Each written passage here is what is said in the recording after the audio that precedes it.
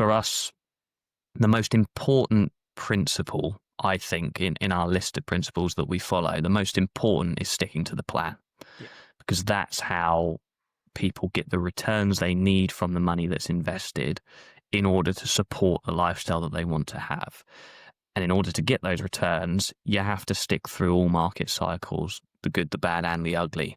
Welcome back to another episode of Money Illuminated, the podcast where we talk about financial planning, investing, and helping you make confident decisions with your money. So today's episode is a very interesting one, especially in my opinion. It's around our investment philosophy and kind of the principles behind what we invest in, why we invest in them. And with this episode, we're kind of be bringing and taking the curtain back to kind of really dive deeper into what our investment philosophy is, the types of funds we use, why we use them, and kind of the key principles behind it all. And as always, here with me, the financial guru, Jack Saunders. Welcome, Jack. Morning, how are you? I'm very well, thank you. How are you? Yeah, I'm all good. Looking forward to talking about this one. This is one of the things we talk about to clients literally every day. So you'd like to think we'd be able to explain it quite well by now. Hopefully, we'll see, right? I hope so. Some people can give me some tips if I can't. So, yeah, I think.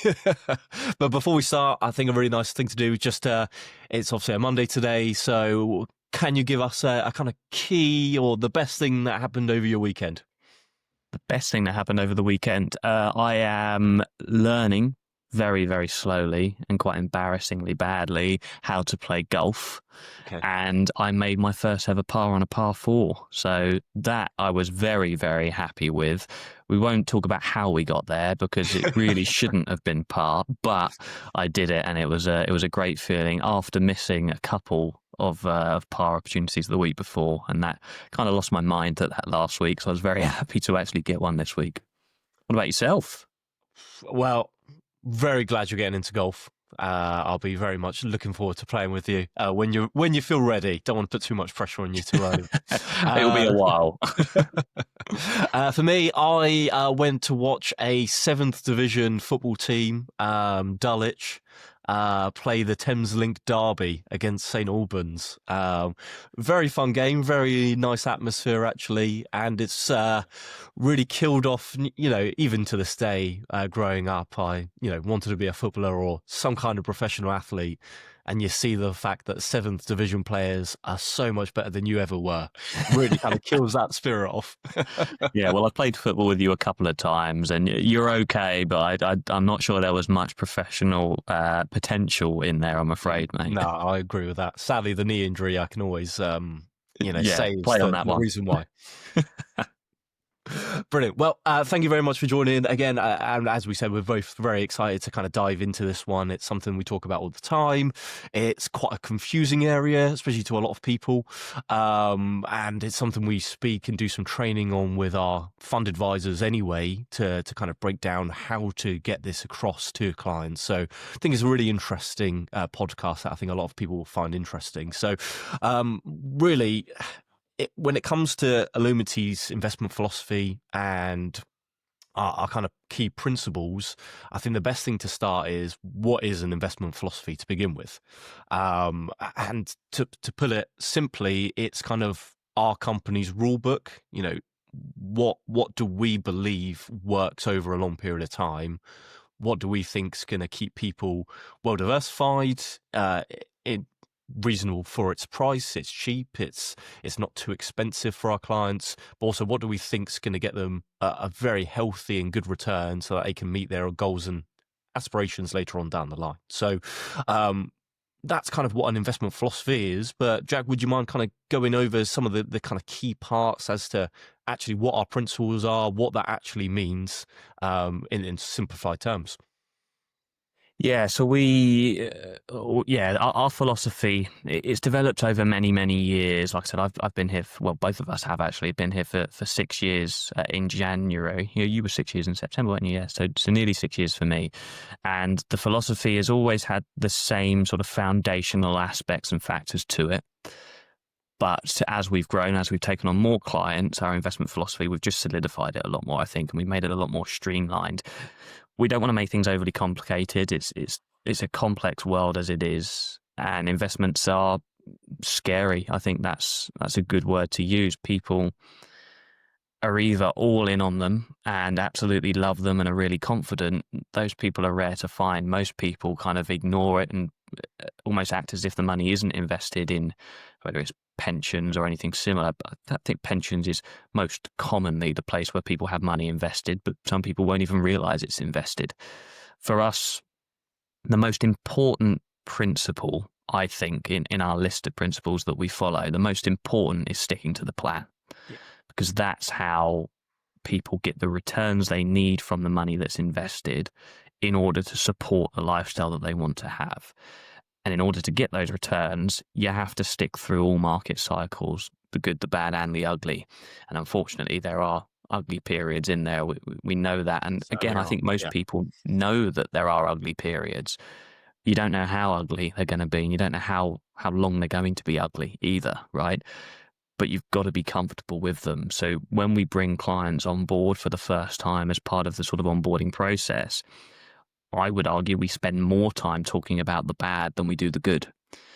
And sticking to the plan is by far the most important aspect and principle that we follow. But broadly speaking, there are sort of 3 to 4 principles. Sticking to the plan is one of them. And like I said, I think it's the most important. The second one is we can't see the future. We class and consider ourselves as relatively smart people, definitely not as smart as some out there. We've got clients that are definitely smarter than we are with things, but we're not stupid, right? We've spent thousands of hours doing this day in, day out for many, many years. And we don't, you, myself, and everybody working at Illumity, none of us think that we're smarter than just global markets and what they do and the collective powerhouse of all of these companies, regions, sectors around the world.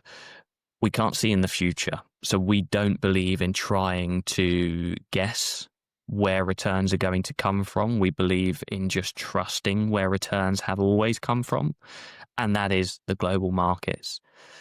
It's really, really high levels of diversification spread all around the world across different sectors and regions and so on and so forth. And that it spreads your bets, if you want to use the word bets. It gives you access to all of those different types of companies and parts of the world.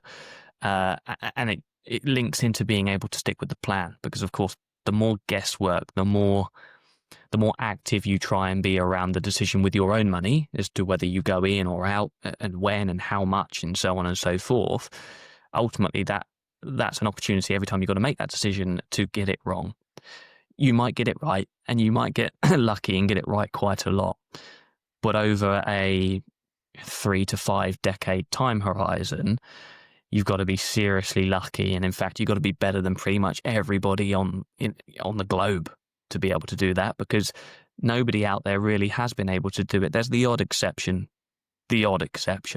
You could look at Warren Buffett, for example, absolutely hugely famous in the investment world, and you could argue that he's one of, if not the best investor of all time. But even he questions a lot of things and does make mistakes. It's really, really difficult. So we don't pretend that we can see into the future. We use history as our guide. We don't think it will necessarily repeat itself, but hopefully it will look something similar. We can't see into the future. We don't try and outguess it. We don't put all our eggs in one basket. It's kind of linked, to be honest, to the same principle. But yeah, we don't try and outguess the market. We put all of our eggs into various different baskets, and we're talking quite commonly, if we're investing in stocks and shares, equities, somewhere between 10 and 15,000 stocks within those equity funds is often where we are. We're not a company that invests into funds where there's 10 or 100 stocks in a particular portfolio. It's thousands, ideally over 10,000 if we can. And then investing proportionately is another one that we follow. Yeah. Effectively, what does that mean? It means investing in line with the size of those markets. If America accounts for 60% of global cap, it's around that sort of number. Obviously, it moves every day. If it's around about 60%, we're probably going to be suggesting having around about that percentage of your equity content in America. And if we're not in equities, if we're in bonds, the same thing applies. We're not just going to go for UK bonds. We're going to go for really highly diversified bonds all around the world. But yeah, broadly speaking, we can't see the future. We don't try and outguess anything. We don't put all our eggs in one basket. We invest proportionately. And then we believe in sticking to the plan, which, I'll say it again, is absolutely the most important part of investing. And it's the most important part of financial planning for me. Yeah, it certainly is. And there is obviously the one best investor that hasn't been mentioned, and that is Man from Pub, who has been in the market time and time again.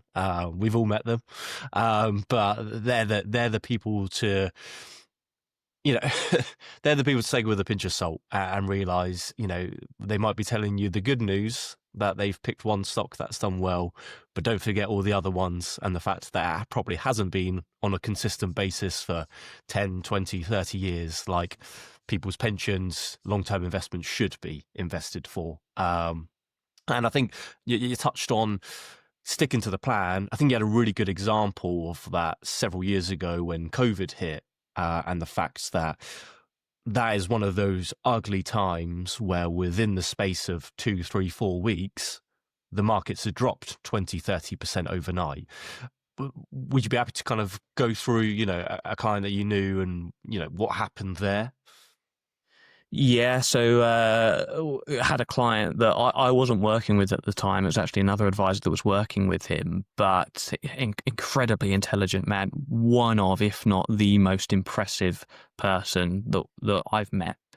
Super, super intelligent, incredibly successful career, real high flyer, and very fortunately, very wealthy as well, very, very comfortable financially. Most of their investments throughout their lifetime had been in property and cash.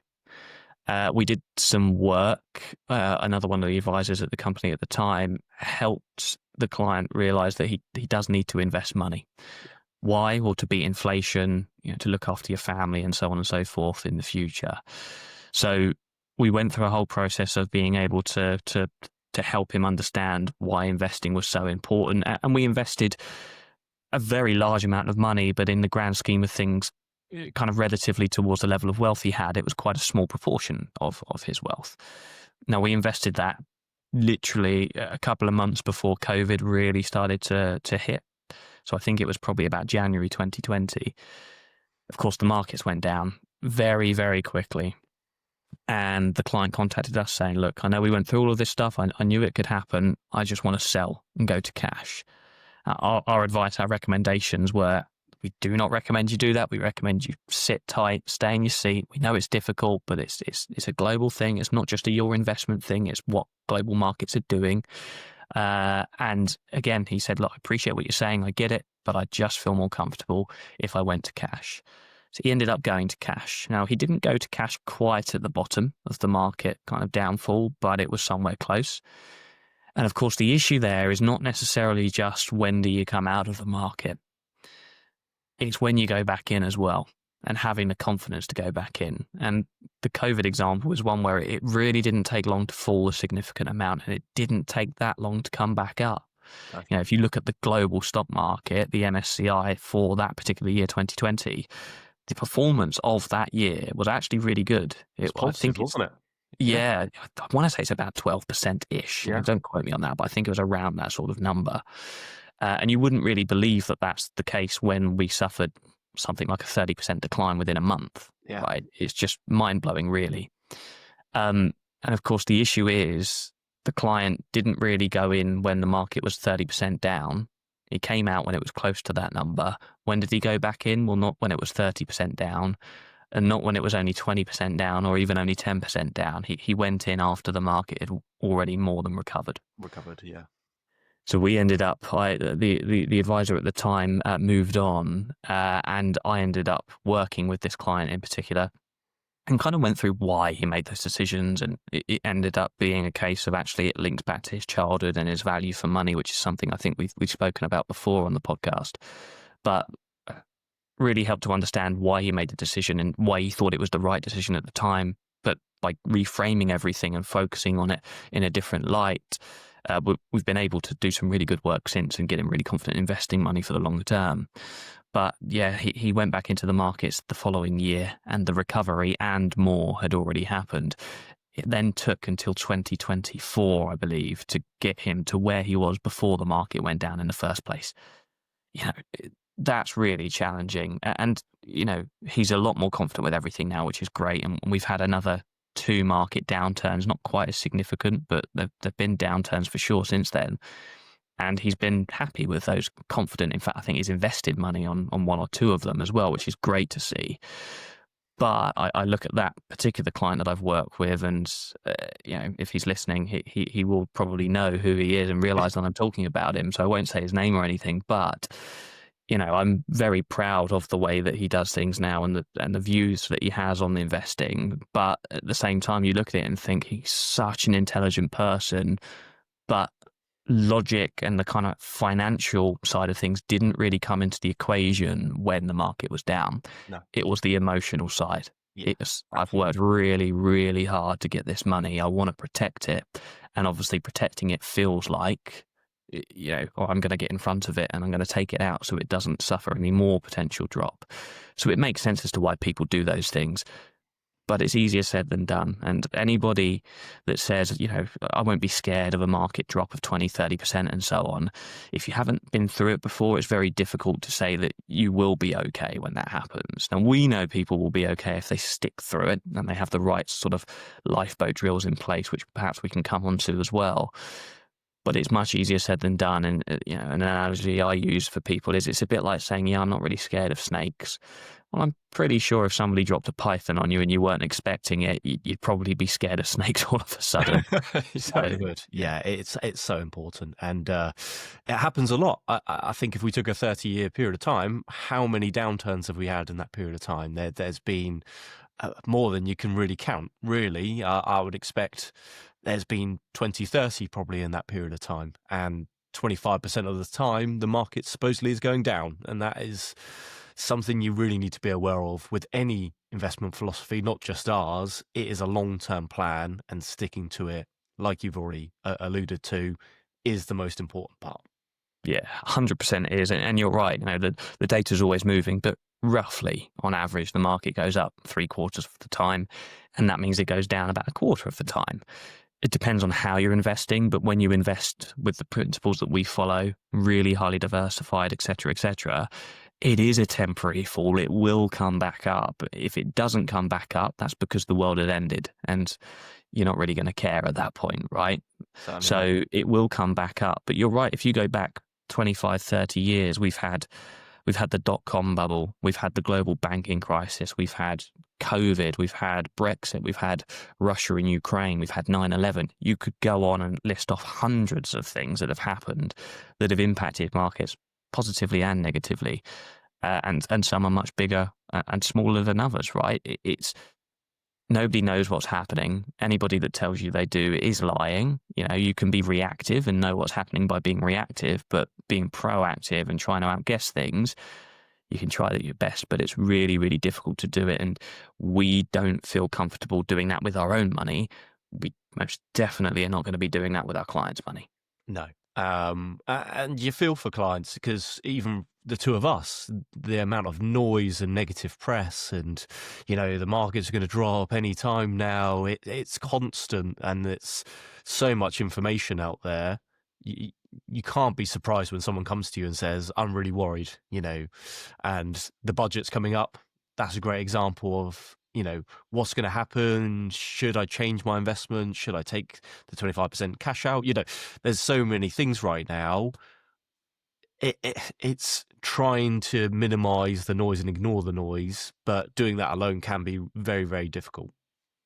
100% it can be. And, you know, like you say, you and I will be lying if we said we don't read the news sometimes and think, oh, what if X, Y, and Z happens and so on and so forth.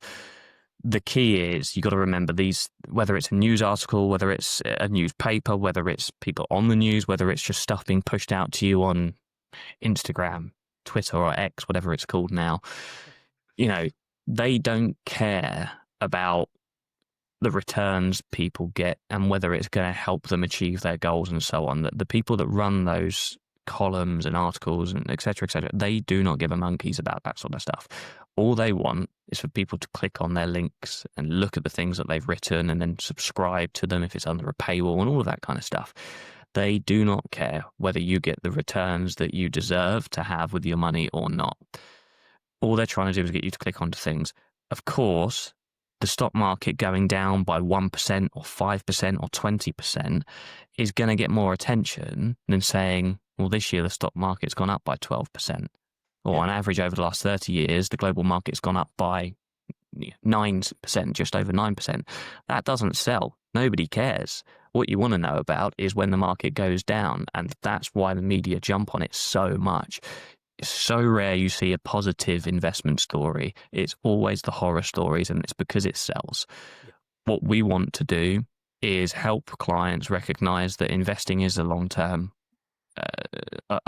thing. It's not short-term. If you're investing for a short period of time, you need to take a different approach to what it's invested in and how. But if you're talking your life savings, which is there to support the life you want to live when you stop working or spend less time working and more time doing the luxurious things in life. It's a bit of a tongue twister, isn't it, that one? When you're in those periods of life where you've got more freedom, and maybe you're working out of choice rather than necessity, and you're spending more time playing golf or doing whatever it is that you want to do, you want that money just working for you in the background with as little input from you as possible. Yeah, review it every now and then, right? But there's a financial advisor, I'm not going to pretend to have stolen this phrase and created it myself, but he said one of the best things I ever heard when I first became an advisor, which is you want to look at your investment portfolios 24/7. And that's every 24 months over 7 decades. That's how often you want to look at your investment portfolio. And it's so true. Yeah. Nobody does that. You get your apps and your online accounts and so on. People look at it all the time.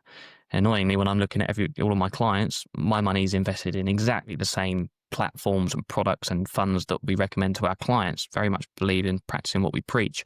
It means I have to look at mine every day when I'm looking at my clients. I try to ignore it if I'm working with somebody the surname is S and I'm going to see it there, right? But it's important when you're in the saving stage of life. It doesn't really matter whether the market's going up or down. If it's going down, you probably want to know about it, because if you can invest more, probably a good opportunity to think about doing so. But try and ignore the noise as much as possible is something that we're really, really keen advocates for with our clients. We go through that more so than anything when it comes to that kind of journey of working with people. Yeah. And I'm cautious on time. I feel like we could talk about this subject for hours and hours on end. So, but definitely part of today's meeting I want to cover is another principle of ours, what we class as the Lifeboat Fund.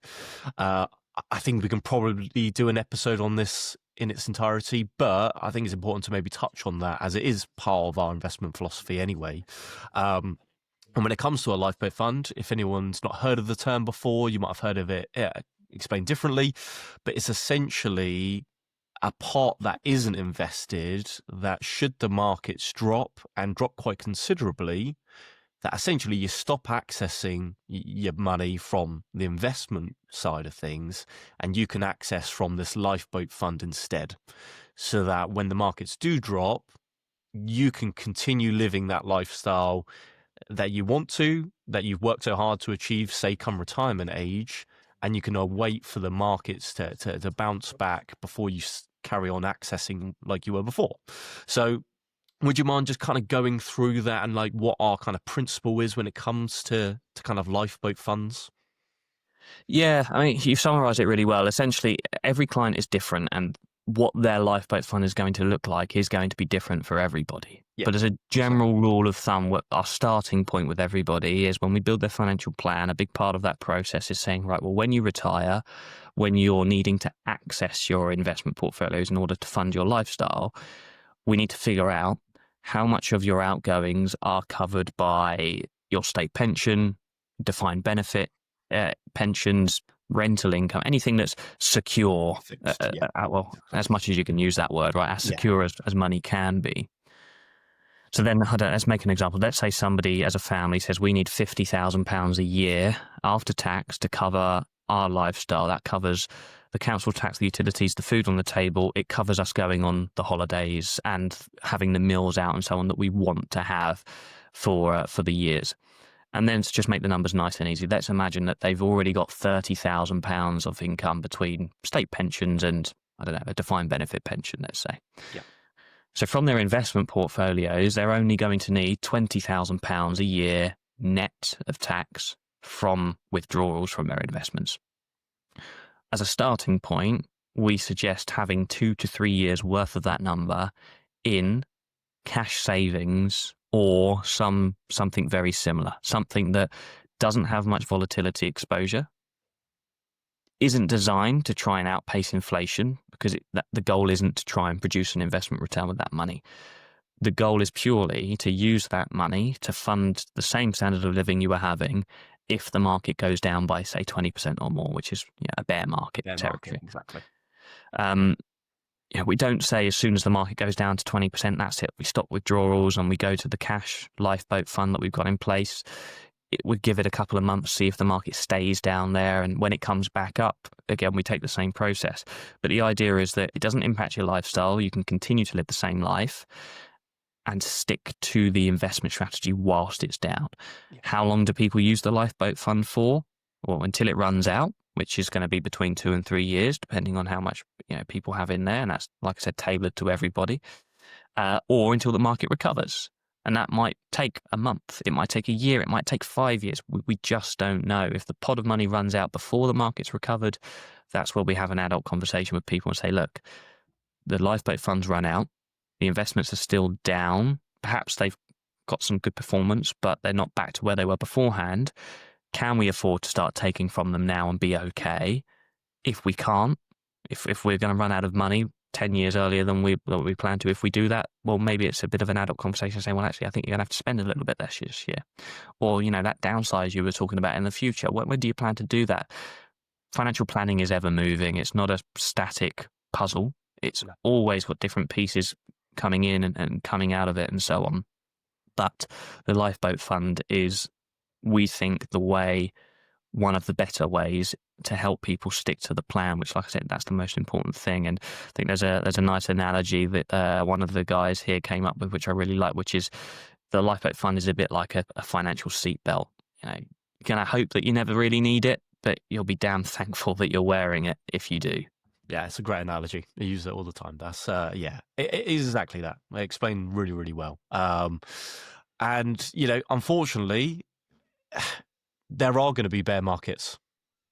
There's going to be plenty of them over, say, a 30-year retirement. So having that help stick to the plan, it means you can take on that investment philosophy that we've discussed today, and really maximize those returns over a long period of time. So it's an essential part to financial planning. Yeah, absolutely is. It really is. It's super important. And particularly when we onboard new clients, it's amazing going through their plan, going through what it looks like. Can they achieve their goals? Hopefully, yes. More often than not, yes. And then it's a case of, right, we're going to be a little bit doom and gloom here. This is what can happen, and it will happen. There will be bear markets, as you've said. That's where some people, if they don't prepare for it, can go into panic mode. We don't want to go into panic mode. It's absolutely fine and normal. And in fact, I'd probably be a bit concerned if people weren't feeling uncomfortable when it happens. But you definitely don't want to panic into making any silly decisions, which don't feel silly at the time. They feel completely normal and they feel sensible. But the longer term impact of them often is silly to do. So sticking to the plan is super, super important. The Lifeboat Fund helps people to be able to do that. And it's amazing when we run through this is where you are now. This is what it looks like if things aren't so good. And there will be a time where that happens. How do we protect you against that? Here's the lifeboat drill. This is what it looks like tailored to your situation. And just the amount of times when we run through that, the clients all of a sudden go, that makes complete sense. I feel so much more comfortable knowing that that's in place. And just confidence. And that's what it's all about, right? Investing and financial planning is hard. You want to try and feel as confident as you possibly can in order to have the peace of mind, that financial freedom that ultimately everybody deserves to have at some point in their life, right? So, yeah, super, super, super passionate about it, and we think it's one of the better ways to be able to help people achieve that peace of Yeah, mind. absolutely. And we see it with families all the time. One of the key reasons people want a financial planner to help them is they know how to invest, but keeping to that accountability, keeping to the plan is really difficult to do by yourself, especially when you've got this flooding of information coming in. That's sell it, go somewhere safer, everything's going to collapse. So, if that's something that seems to resonate with yourself, come and speak to us. We're more than happy to kind of start those conversations. But I think for now, that's our kind of 30-minute cue. So we'll kind of park that there. I think it's such a key area, though, probably worth a second episode somewhere down the line. But is there anything else you want to just add for now, Jack? No, I think it's like you said, it's a big old topic, isn't it? It's an important one, and one we can go into a hell of a lot more detail than we already have. And I think people will probably be able to tell that we get quite passionate about it. So listen to it on 1.5 times speed or something along those lines. But yeah, I think it's a really good one, and we can always go into more detail another time. Perfect. Well, thank you everyone for listening. Like, subscribe, drop us any comments or get in contact if you want to speak about this in more detail. But we're part of that one there. So thank you very much. This has been Money Illuminated.